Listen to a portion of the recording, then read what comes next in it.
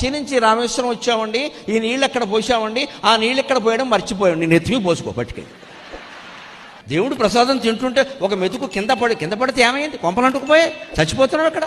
భగవంతుడు వచ్చి నన్ను కొడతాడా పాడకుండా చూసుకో, పెద్ద విషయమా? ప్రసాదానికి ఇచ్చే ప్రాధాన్యం కృష్ణుడి జీవితానికి ఇయ్యమమ్మా. మనం దొంగలం, పెద్ద దొంగలం, ఆయనకంటే దొంగలం మనం. ఆయన వెన్న దొంగ, మనం హోలు మొత్తం దొంగ.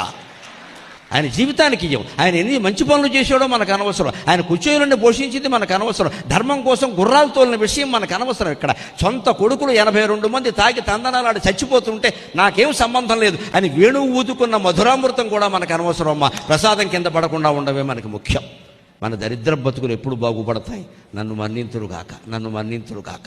నేను తీవ్ర వేదాంతిని, ఫెరోషియస్ స్పిరిచువలిస్ట్, తీవ్ర వేదాంతిని. ఫండమెంటల్ క్వశ్చన్ ప్రాథమికంగా ఈ ప్రసాదాలకి చుట్టూ తిరగడానికి వీటికి ఇచ్చే ప్రాధాన్యం దేవుడు జీవితానికి ఎవరేమిటండి? ఆయన ఎంతో ఆదర్శంగా బతికాడు రాముడు, కృష్ణుడు. ఆ ఆదర్శం మనకు అక్కర్లేదా? ప్రసాదాలు, నామాలు, బొట్లు ఇవేనా?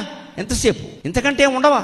అది నేర్చుకోవాలి, లేకపోతే ఈ బతుకులు ఇలాగే ఉంటాయి. ఎంతకాలం అనుమానాలు పెట్టుకుని ఏడుస్తావు, యథవ అనుమానాలు. ఈ చిన్న జీవితంలో ఇన్ని అనుమానాలు ఉండాలా? రాళ్ల లాంటి అనుమానాలని అమ్మవారి పాదభక్తి ఏం చేస్తుంది తెలుసా?